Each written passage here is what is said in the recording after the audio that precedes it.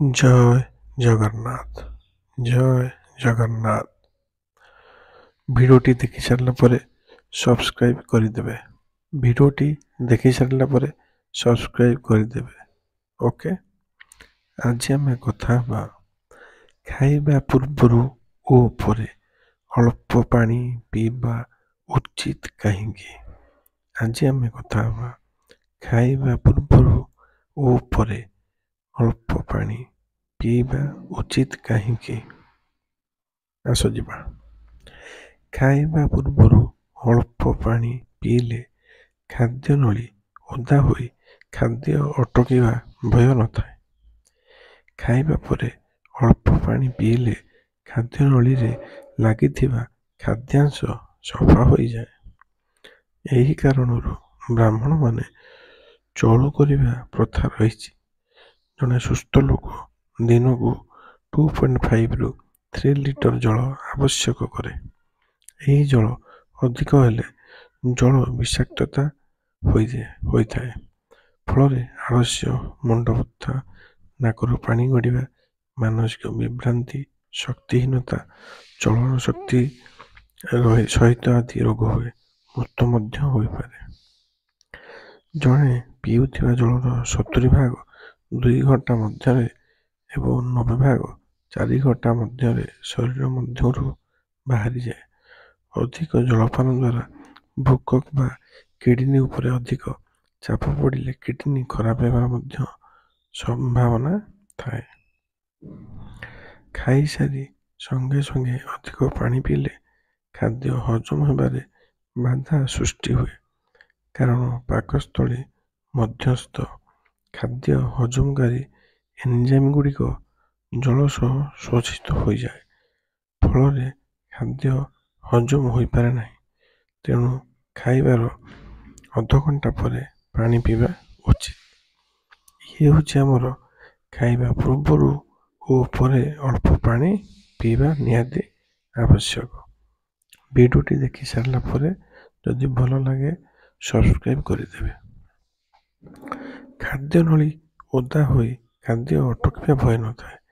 ଖାଇବା ପରେ ଅଳ୍ପ ପାଣି ପିଇଲେ ଖାଦ୍ୟ ନଳୀରେ ଲାଗିଥିବା ଖାଦ୍ୟାଂଶ ସଫା ହୋଇଯାଏ। ଏହି କାରଣରୁ ବ୍ରାହ୍ମଣମାନେ ଚଳୁ କରିବା ପ୍ରଥା ରହିଛି।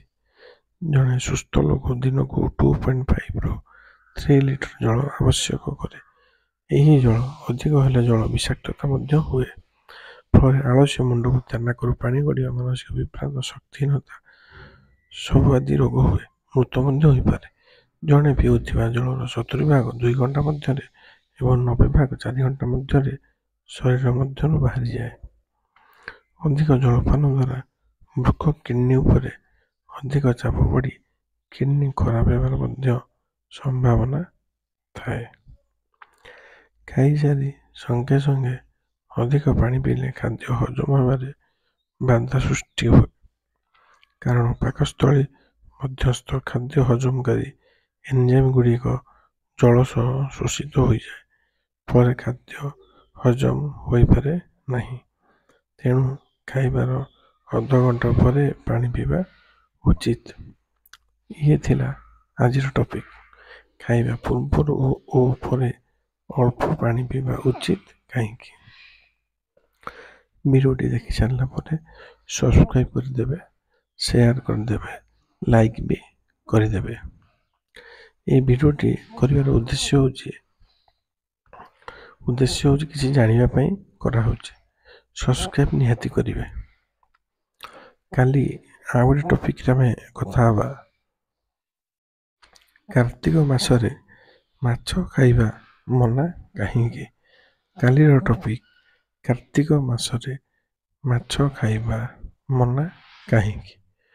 କ'ଣ ପାଇଁ କାର୍ତ୍ତିକ ମାସରେ ମାଛ ଖାଇବାକୁ ବାରଣ କରାଯାଇଛି, ଏ ବିଷୟରେ କାଲି ଆମେ କଥା ହେବା।